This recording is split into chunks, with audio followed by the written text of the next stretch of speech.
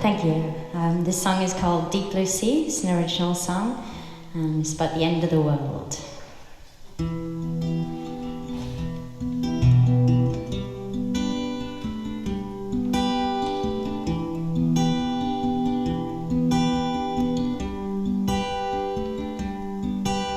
The papers say the world will end in 3 days. They're counting down the hours on the news. Even if the sky should fall around me, I still love you like the moon and the stars of the deep blue sea. I still love you like the moon and the stars of the deep blue sea.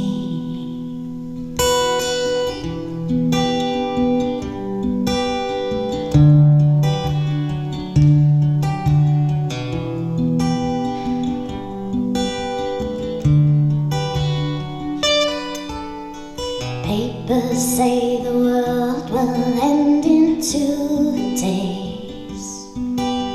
The end is nigh, Bill Boardman wears a smile. Even if a meteor storms around me, I still love you like the moon and the stars of the deep blue sea. Still love you like the moon and the stars of the deep blue sea.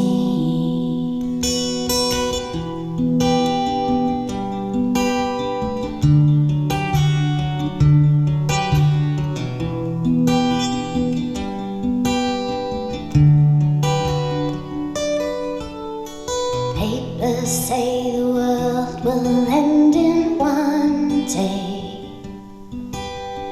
Baptists and the Buddhists both agree.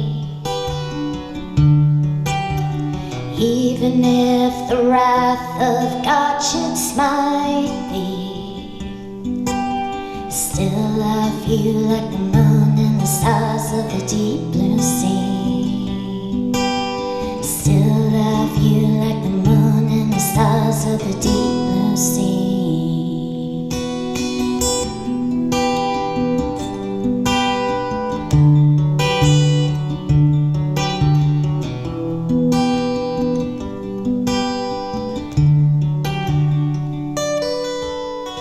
I believe that they call this day zero. Burning news is blown across the road. Even when the darkness comes to find me, I still love you like the moon and the stars of the deep blue sea. Still love you like the moon and the stars of the deep blue sea. Still love you like the moon and the stars of the deep blue sea. Still love you like the moon and the stars of the deep blue sea.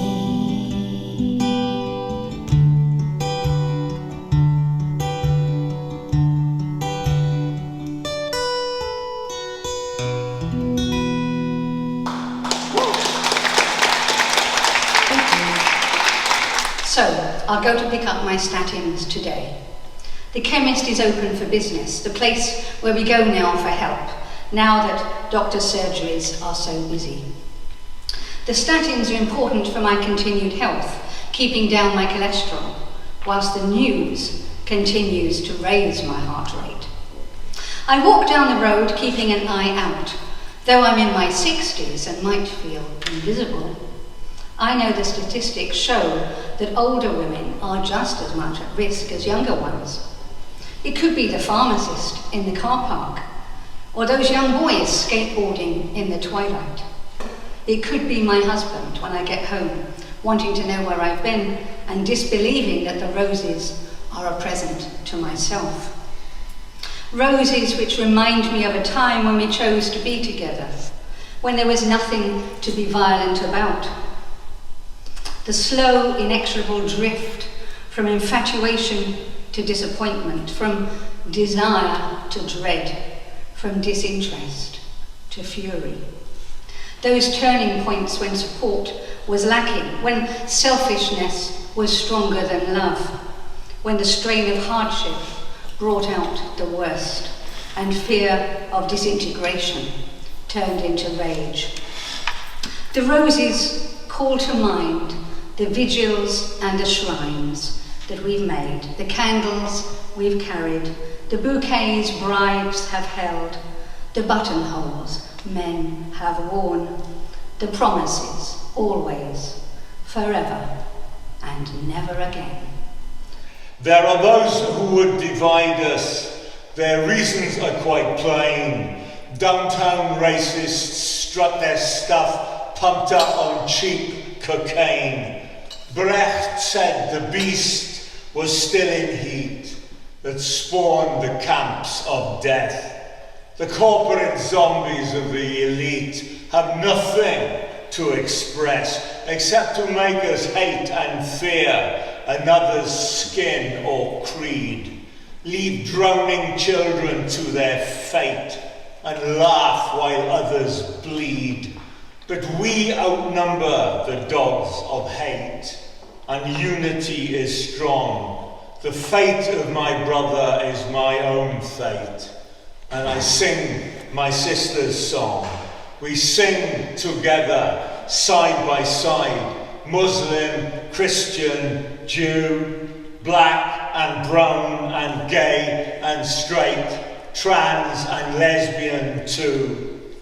For love is stronger far than hate, and love is what we pay, and love is where we seek to be at the ending of the day. So care for the refugees who flee the wars our government sowed.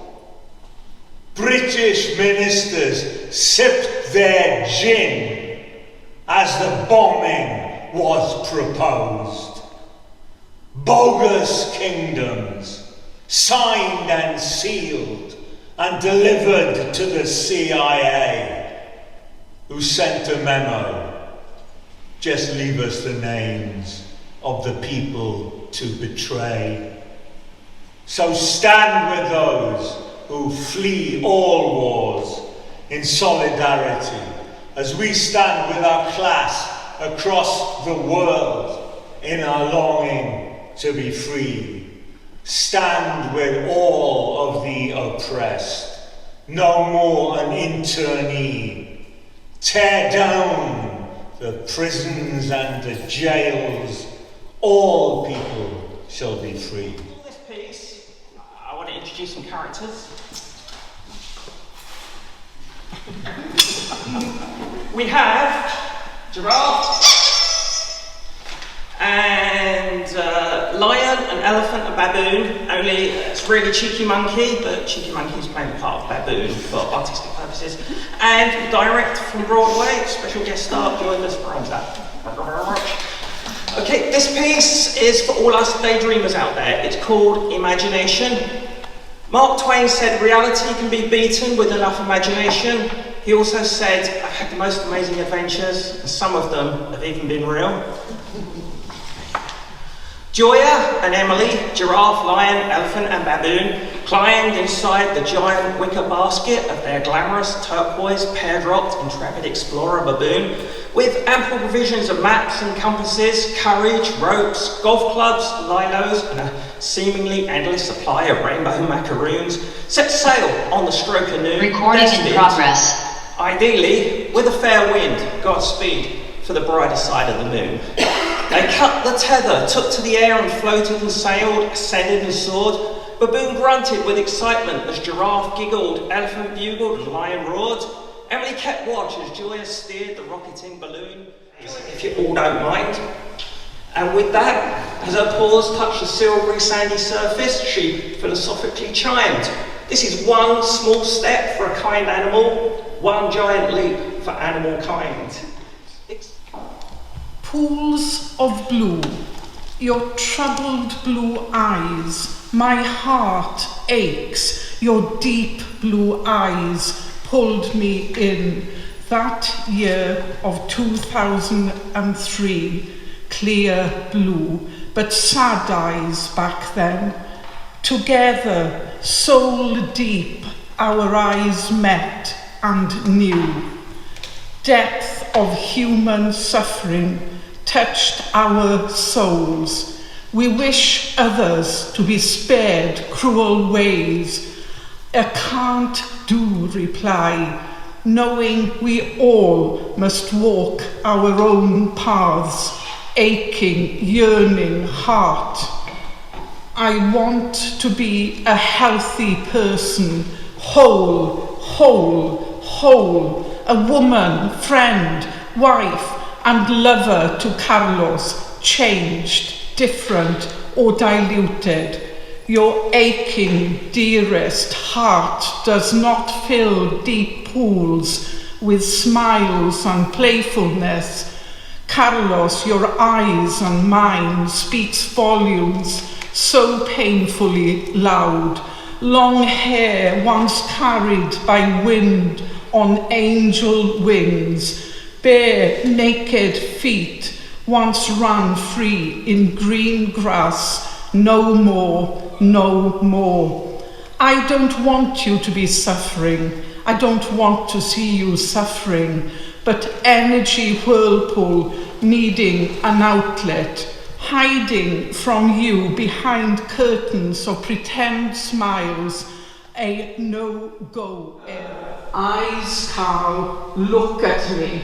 Ah, clear blue, glint of hope once more. A giggling presence of your little Miss Naughty wifey, making your eyes shine and face so bright. Go on, let's dare once more, dance in the dirtiest laughter in town party. Carlos, my naughtiness with a difference, worn no more. Private tears, acknowledging redundant clothes.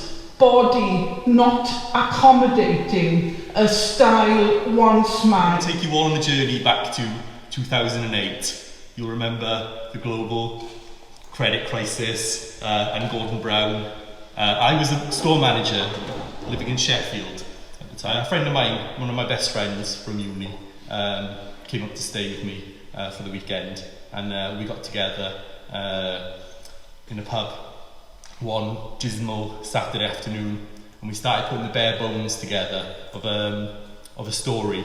Now, what I didn't know at the time was this story would actually come true.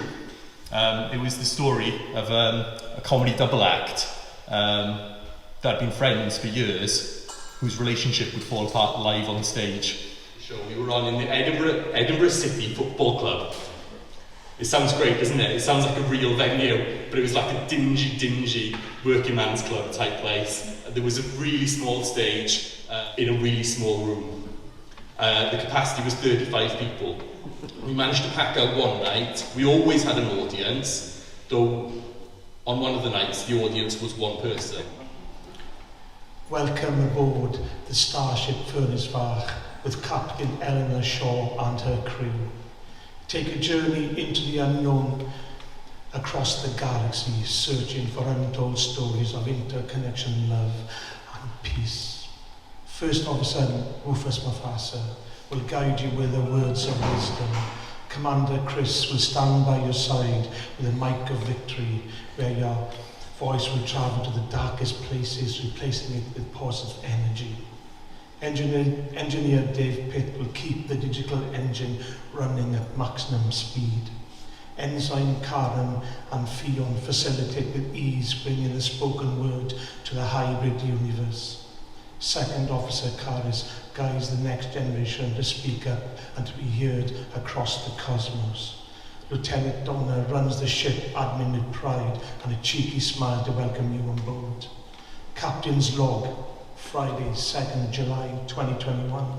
The Starship Furnace-Vach will be landing back on Earth to meet the inhabitants at Beyond the Border, the Festival of Healing Words The crew from the starship Furnace-Fach will stand tall with voices from the west. Stories of courage, sadness and joy will fill your hearts with love. Let's join the starship Furnace-Fach and celebrate her crew.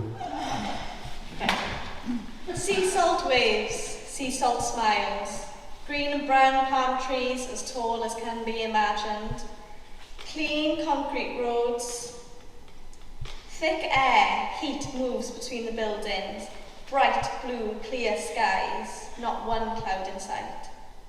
Wide roads made with light lean grey, chairs seated at the side of the road. Shops for clothes, shops for gifts. Sea salt waves, sea salt smiles. Hi again, this song is another original, and this is called Forget What We Forgot.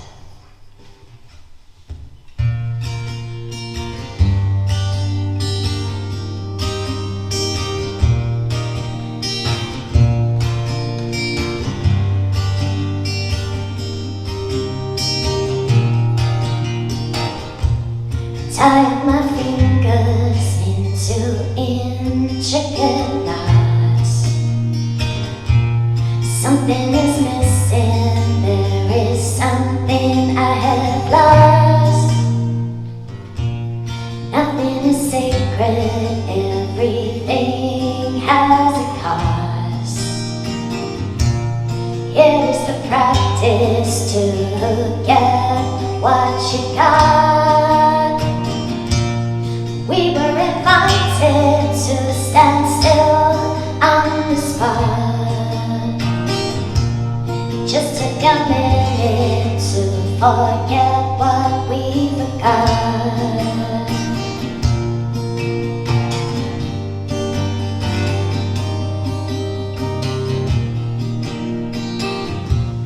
Believers and prophets by idiots that were taught.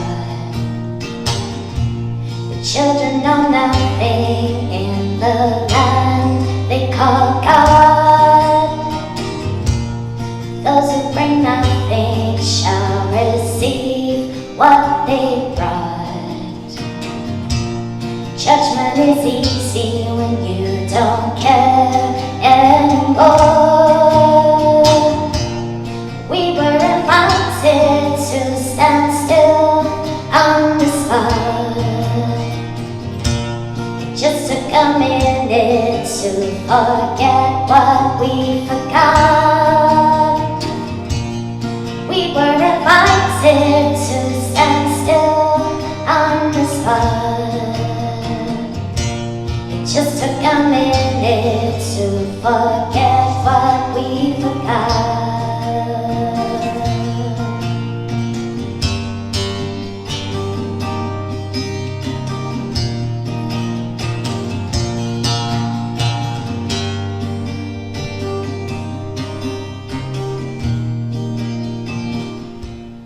Blackbird is early, I'm the worm that was caught.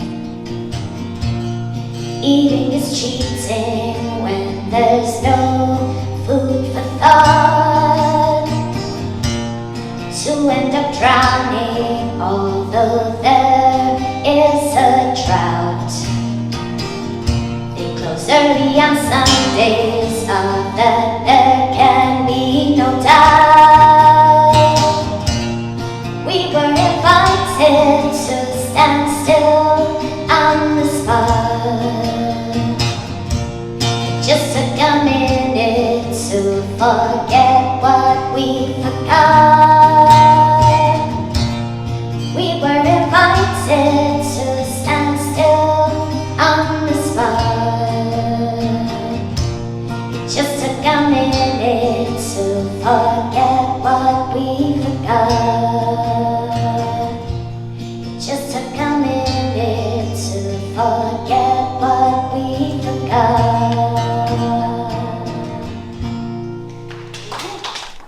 When you are young, your perception of life is so different. What you think you see is the truth, not through rose-coloured glasses. I often recollect with nostalgia those glorious, carefree days. Summer holidays, when the sun always shone, it only rained at night. Every day meeting up with a gang, running and laughing through the village before we arrived at the bridge over the river. It was inky and foreboding, full of coal dust, almost as dark as our fear of the next few moments.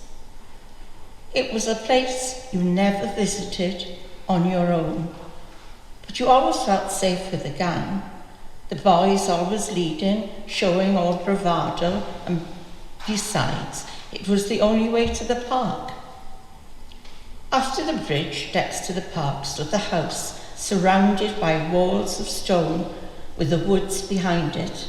It appeared menacing, the small gabled windows like eyes watching you.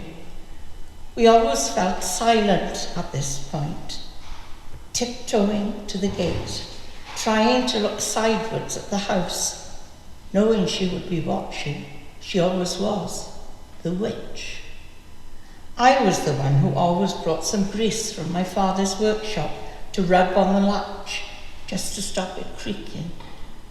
Silently, soundlessly, we crept into the park, running towards the 4 silent swings, standing like statues longing to be brought to life. The boys always headed towards the merry-go-round, the battlefield where they would go so fast that one would fall off and would have to forfeit a cigarette card. The girls wanted their turn at the swings, quickly pushing someone so that they would be the next occupant. 2 of them would go to the seesaw. If it was Frida, the big girl, it would take 2 of them on the other side to bring her down. As for the boys, most of them would have left her up in the air, except the twins, whose father was the Reverend Jones. They'd been taught to be kind and courteous to the field-mate sex. I remember the girls telling me to rub my hands with some bracken, as whatever I'd used to lubricate the gate smelt of gone-off fish. We talked about the movie Gone with the Wind, which our mothers had taken us to. That had been a real treat, but it was only because their mothers adored Clark Gable and thought him to be the best man they'd ever seen. Someone said how disgusting, he's an old man.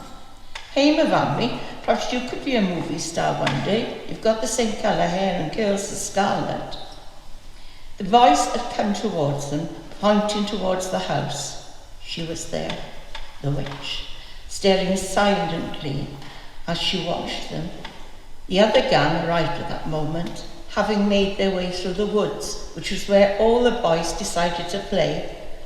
The girls continued to talk as Scarlett and laughed at the fact the boys were not deceiving them, but saying that they were going to play in the woods. They knew they were smoking silly woodbines. They talked about the face of the girl they had seen in the gabled window last year. She looked older than them, a white face with black hair surrounding it. After some days she had shyly waved at them. This year they reflected they'd not seen her. Perhaps the witch had killed her and eaten her just like Hansel and Gretel. They thought she might try to entice one of them to be her next prisoner. Some of them thought that Frida would be her favourite choice.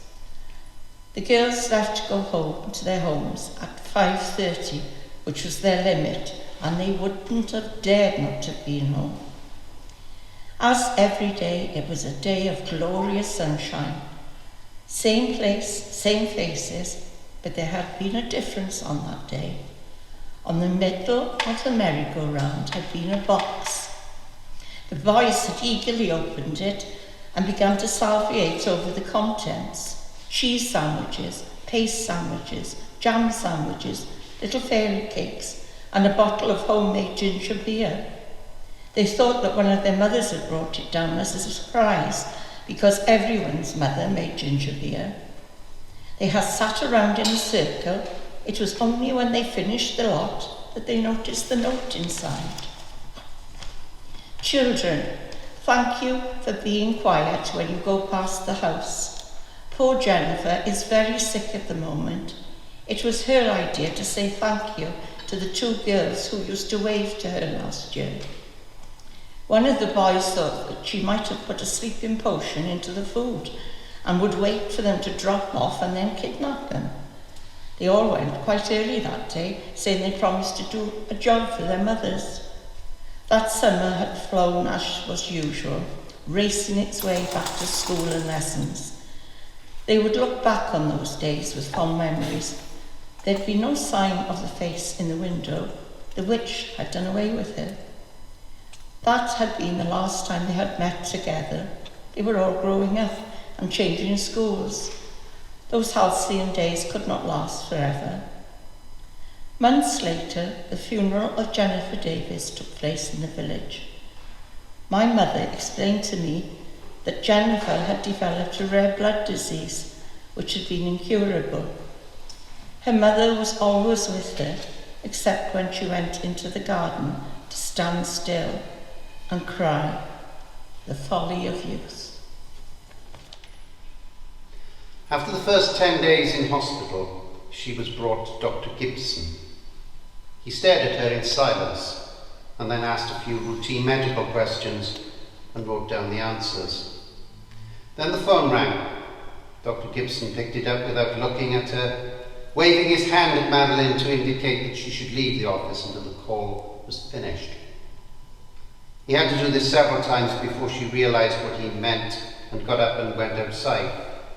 When Dr. Gibson brought her back, he began questioning Marilyn about the state she'd been in since the birth of her baby. She kept thinking of how Dr. Gibson's mouth, with the deep lines running from it across the jaw, reminded her of a statue she'd seen in childhood and had disliked.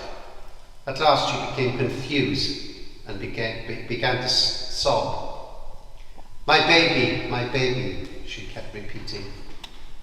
Dr. Potter, who was Dr. Gibson's assistant, arrived then, and so did the sister. They came into the office and closed the door and stood beside Madeline's chair. I've decided that the best thing for you would be to have a course of ECT, Mrs. Pierce, Dr. Gibson told her. What? Madeline said in disbelief. She felt a panic begin to burn through her depression. As if she had been drunk and had fallen into deep water, suddenly finding that she was drowning and having to strike out desperately. A course of ECT, Mrs. Pierce. It will bring you out of this depression. Electric shock treatment? No, I don't want it. Look here, whatever stories you may have read or heard about ECT, it's quite painless, quite harmless and very effective. I don't want it. All you need to do is sign one of these forms giving your consent. But I don't want to consent. Come on now, dear, the sister said, it will make you feel better again. There's nothing to it. You're asleep while it's being done and you don't wake up until after. Madeline began to cry. I know you are depressed, Dr. Gibson said sternly but reasonably. You may not think you're worth curing, but that is only part of your illness. What about your husband and your child? Marilyn twisted and twisted again at her blouse. It was the same unanswerable argument that she had heard all her life. She had never thought that it was so obviously evil to continue to suffer herself. Clearly, she was an even worse person than she had previously believed. But I don't want it, she said weakly. I'd rather anything than that. You were here on a voluntary basis, Dr. Gibson said meaningfully. Some patients have to be detained against their will. They don't have the same rights as voluntary patients. Surely you can't want to remain like this for the rest of your life, a sick woman in hospital, while your husband and child fend for themselves. Dr. Potter's words were delivered in the abstracted, remote tone of someone in the grip of a dream. Now look here, Mrs. Pierce, Dr. Gibson said rapidly. I came here today especially to see you. Are you going to tell me I'm just wasting my time? Wasting Dr. Gibson's time was made to sound like squandering some precious resource, something for which Marilyn might be prosecuted and punished. The three of them said nothing and just watched her. Marilyn swallowed hard and shifted in her seat. It was no wonder she suffered. She thought it was right that someone as evil as herself should suffer. Marilyn was sitting across the desk from Dr. Gibson, who had pushed the ECT consent form right over to her side of the desktop. Suddenly, Dr. Potter handed her a pen, and she took it unthinkingly, and then stared at it in her hand. The three of them were silent again now, and their faces told her that they were resolved not to say anything more. Marilyn felt ridiculous as she held the pen. Silently, she signed the form. Will you go back then? Silence. To her, I mean, do you want to? Again, nothing. Afraid she might see the desire for another in his eyes, she did not turn. So much unmet need. They continued to walk together, but enough apart to be seen as alone, distant, already broken. She felt his sigh ripple over the void and flashed him a glance. His head turned from her. She knew he was in pain. She had to know. She stabbed him again with her demand. Well? Please, don't ask. Me? Unnoticed, their loss was echoed in a seagull's cry. I always loved you from the start, only you. I thought you loved too, yet the word was never said between us. I radiated love and you shone in the brightness, consumed all I gave and glowed, sending small glimmering rays back for me to chase and catch. I wanted affection. You wanted to satisfy your needs, taking, never giving. To bestow your majesty on me was for you gift enough. My needs, invisible, outshone by your glory, were never your concern. Yet you praised my loyalty, tenacity, still holding on to your hand for all these 40 years. Thank you. O dan y dŵr, cerdda ymhen cerdd trwy'r gwynt gwellt. Walk a while, with words whisked within wild winds. Crwydra wrth dyfoddi i'r môr mor hyfryd a'r traethau hynod hefyd. Wander in euphoria towards peachy beaches and an ocean's emotion. Byddi di'n darganfod rhamant draw fyna yn dy ddychmygig di. Romance resonates inside distant imagination. Gweli di dy fôr borwyn safardannol, ynyddu o fewn y tonnau gwahyddu. Discover your lost lover, milling amidst reverie's weaving waves. Ildia di, iddi hi, ac I hyd hydolus hi mewn breuddwyd. Sees fantasy, and surrender unto the dreamy mermaid's magical enchantment. Gwranda nawr, dyna dy anoeli di'n y pellter ysgafan, yn sybwrd dy enw'n dawel yn y tywallwch dy derfyn, drosodd a throsodd. Listen, as misplaced, she whispers your name over and over in infinite darkness. Dere I fi fy nghariad I, come closer cariad. Dyma fi bron yn anweledig o dan y dŵr afronadwch. Here I am, almost invisible beneath bolshy brine. Mae rhaid I ti adael dy fi dy arodi. please leave the earthly realm. Dilynna dy galon di a chesana fy nagrau I ffwrdd anfeddal. Follow your heart and softly kiss my tears away. Achos ti sydd yr un arbennig. Because you are the special one. Byddi di'n aros yma yn y nefoedd ysblennydd amdana ti am beth. Let us live, love amid make-believe, forever and never together. As one in eternal heaven's haven, bide beside our bountiful, uber-beautiful memories. The short version of it. 3 poor queens came and went to California, riding out of streets with hundreds of cash in their handbags. But Bonnie said, "Hey, Jeffro, where's the crisp packet?" Sneaked Hercules munching in the back seat without saying anything. "Stop the damn car, you're going to get us killed," Hercules had said for driving too fast. And then Renee said, "Only shoot back, I'm gonna shoot them." "Oh no, shoot me instead, you lovely soul," with a machine gun down on my head.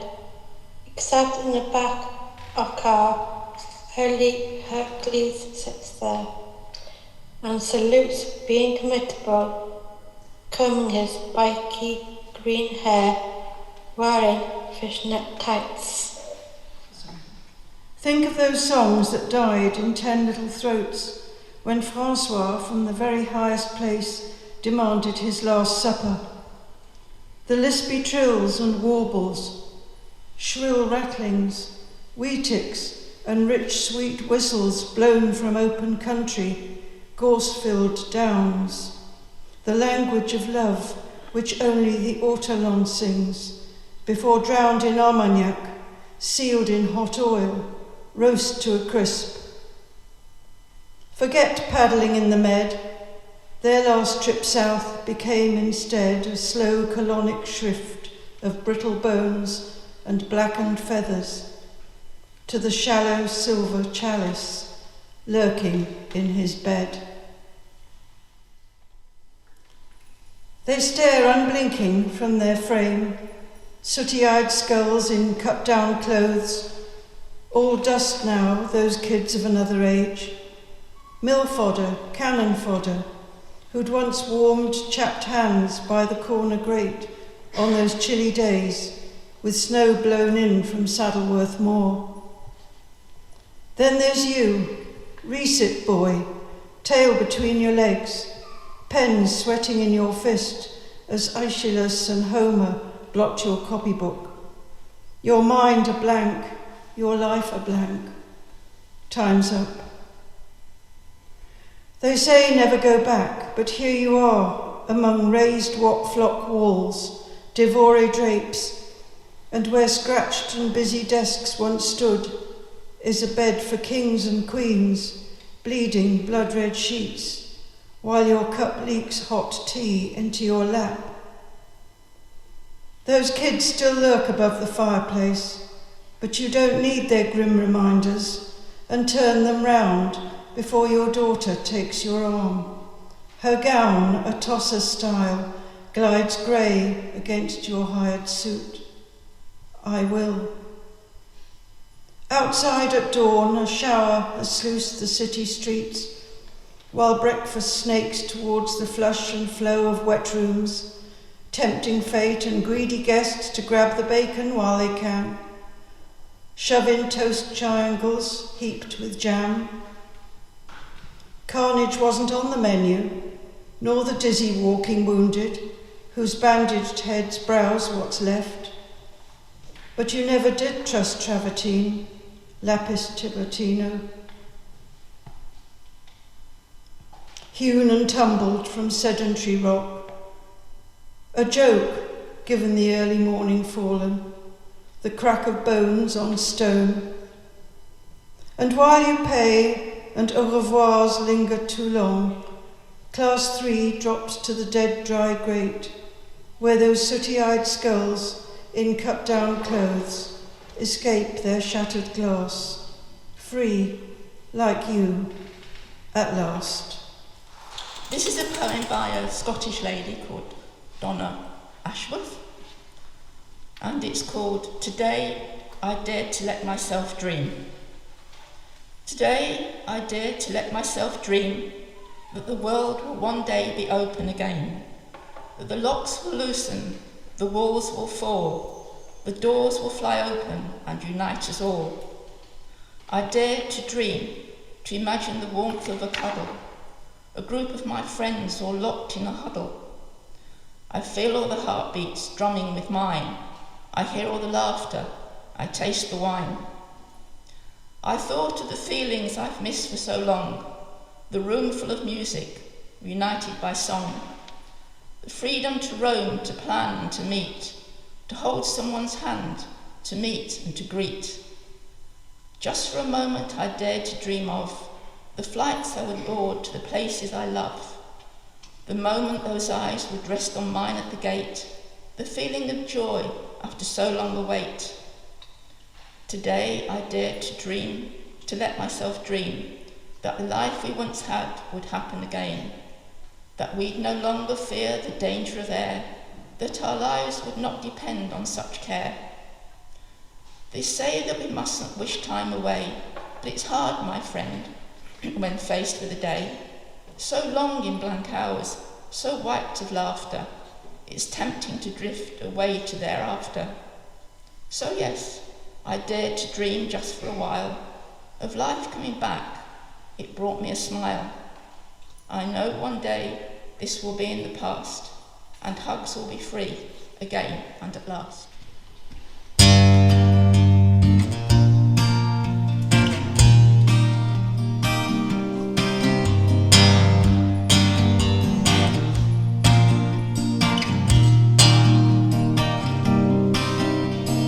Reach out for me now, I will make a sound.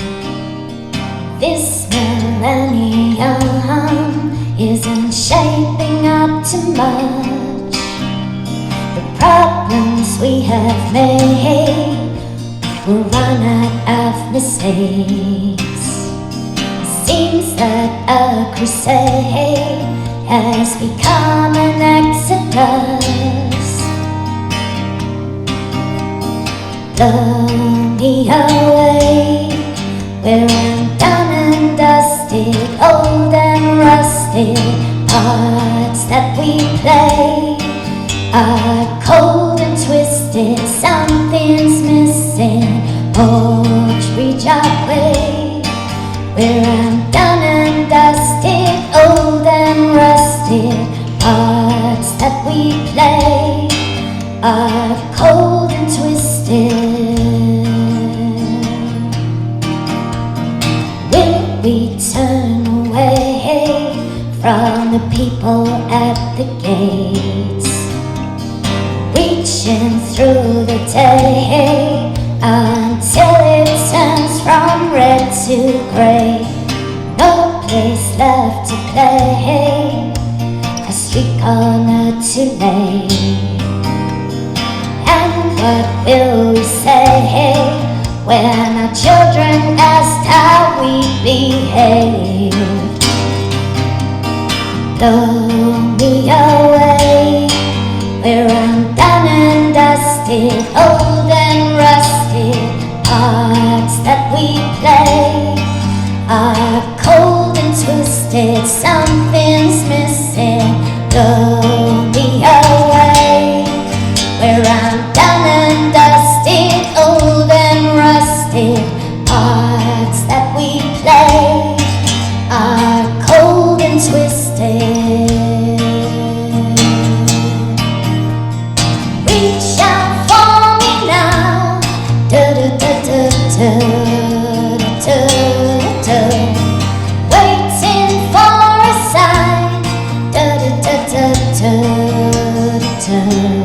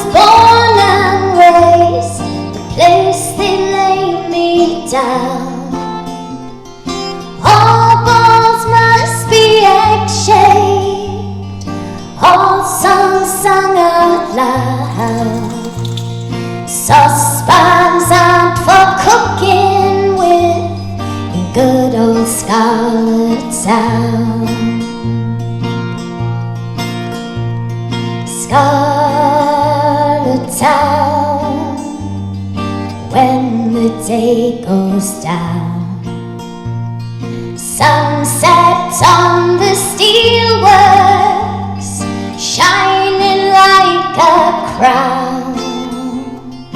No one's drinking anything but pints of feeling foul. Everyone's a dreamer in good old Scarlet Town.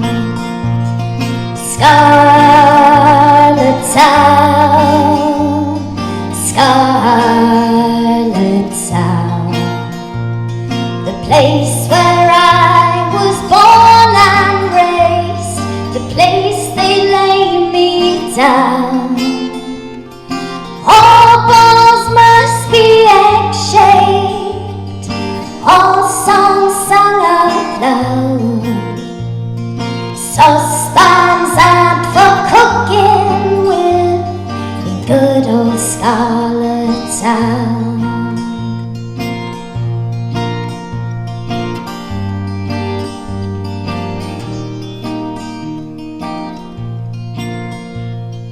Dreams of Delmy, Phil and Graf and JJ on the wing. You can run as fast as you like, but no one's catching him. With our spirits roaring, stand up and sing out loud.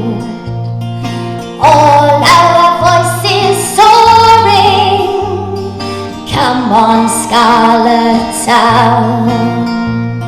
Scarlet Town, Scarlet Town, the place where I was born and raised, the place they lay me down.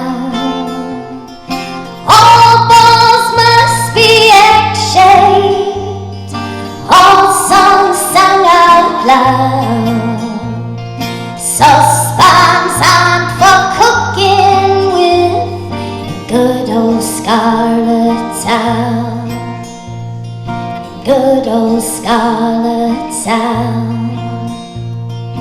Come on Scarlet Town.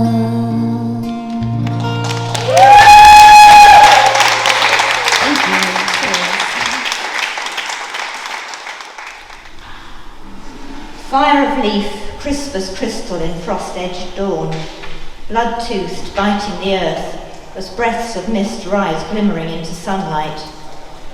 Later, light slants and dances, casting patterns of yellow heat on the grass, cutting a path from sun to skin, but leaving these shadows still chill and tinged with ice. Night, frosted air fingers the tree roots, filming in white their knotted clench on the earth. An owl shriek grasps the silence, distilling the darkness into the poised point of prayer before another dawn.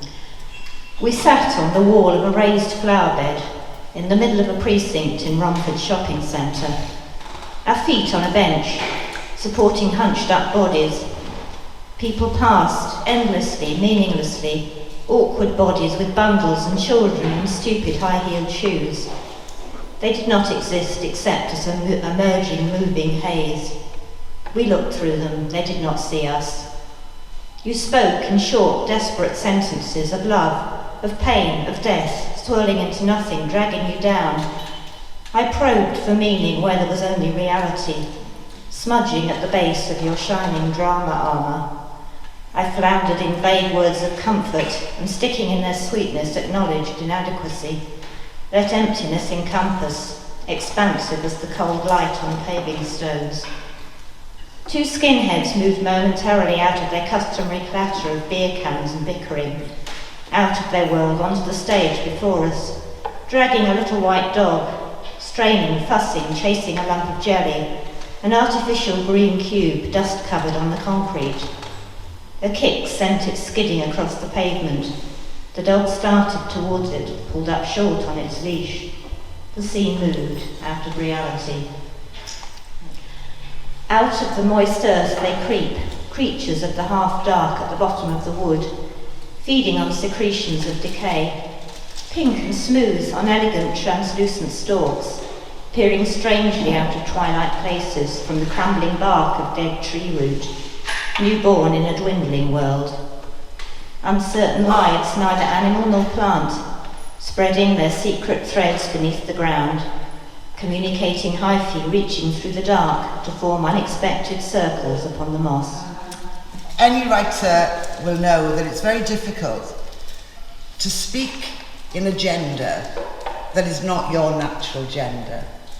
In this case, I'm talking about the binary genders of men and women. I don't know what men feel, if they feel anything. And I don't think men generally understand what women feel either, and it's very difficult to speak in another's voice. But a friend of mine from America, Tino Villanueva, he captures a woman's voice, in my opinion. And the woman's voice he captures is Penelope. Penelope of Ichthus, of course. So if you don't know her story, have a look at it. But this is called So Spoke Penelope. This is a palace where I've learned to survive. Where 2 years ago I embraced Odysseus, son of Laertes, one last time. One long embrace was all it took to shape one heartbeat between us before he left for Troy. This is the palace I walk around in from hall to hall, a world of stone and wood that is mine. This is the room where I work in wool and talk it out with myself.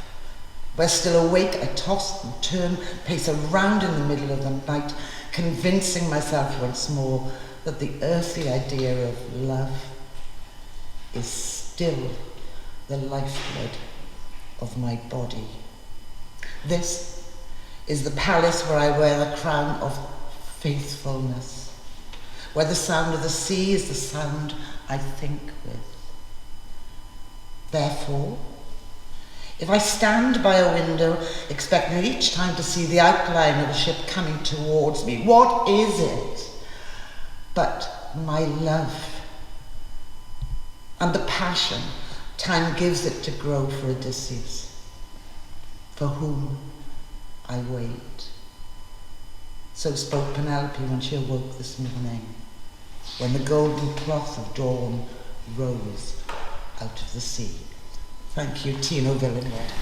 For a while, I've not given myself space to create, so blank pages have recently become my fate. Life has been busy and full to the hilt. My world has diminished and started to tilt. I've forgotten to give myself pure breathing space. I've been rushing around at a ridiculous pace. On a whim, I decided to come here today, and my brain said thank you and has come out to play. All of a sudden, this poem has appeared on this page. Words have broken out from their inflexible cage. So thank you for reminding me what I've missed. If it weren't for these masks, your cheeks I would have kissed.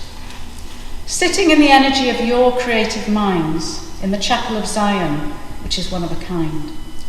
In between each act, these words started to flow. That space in my brain has started to glow. I'm grateful for being given the space to create, and for reminding me with creativity, I must make a date. My kitten bit me last night, and I had to go to hospital and get tetanus shot and 2 lots of antibiotics, and it's all been glorious. I got 2 little reflective pieces to share with you. I woke in the night from a dream of you, my once upon a time love. Your creamy white skin body next to mine in bed, arm around me, half risen above my back. Roused, I turned my head, asked if you were okay, and you asked permission to love me. then sank back to the bed, holding me loosely, as we talked about a love we once had. I went for a wee and cuddled the kitten. He only wanted food, refused my caresses. So I let the dog out and sat on the bench, moon-gazing for a while. "You've got a wise head," she said. "Have I replied. "I think I've just got a head full of things that happened and how they felt and what I did and what I didn't do. And they were bad things, sad things that I never thought would happen, could happen. But they did, and they did, and did again, until I softened to them, warmed to them, knew them, greeted them like old friends. Ah, hello again. I remember you, with your worn face, still bearing glimpses of before." You know, all over the world, the great tide of humanity is moving towards the city. So, all over the world, there are these mega cities. 5 million is nothing now. 10 million, 15 million. In Lagos, Nigeria, 20 million people. And they say that every day it's swollen by thousands more. Well, living there was a certain young man who, one evening, was making his way home, having been playing cards with friends in a distant part of the city. Playing cards with friends and losing, I might add. When he came to a fork in the road, to his left, a bright, wide, well-lit street full of people. To his right, a dark, narrow alleyway that he'd been told would cut half an hour off his journey home. So he stepped, and clouds of butterflies hovering over the flowers, and trees, broad and tall, and the birds singing, and in the distance, mountains, and a great waterfall tumbling into a lake. And he thought to himself, this must be heaven. What about hunting? He forgot about food. Eventually he turned and he went home. But you know that song, it was like it filled him. All evening he thought about it. When he slept, he heard it in his sleep. Man, go look for trouble, gonna go and find him all. So the next day he went back. Hours he spent there listening. He went back the next day and the next day and the next, and then it dawned on him. It was a long way to go. So he said to the tortoise, "Look, why don't you come and live with me in my hut towards the bush where he lived?" Nobody followed, nobody heard, nobody listened, but if they had, as the tortoise went, they would have heard him singing. Man go look for trouble, trouble gonna go and find him all. Man go look for trouble, trouble gonna go and find him all.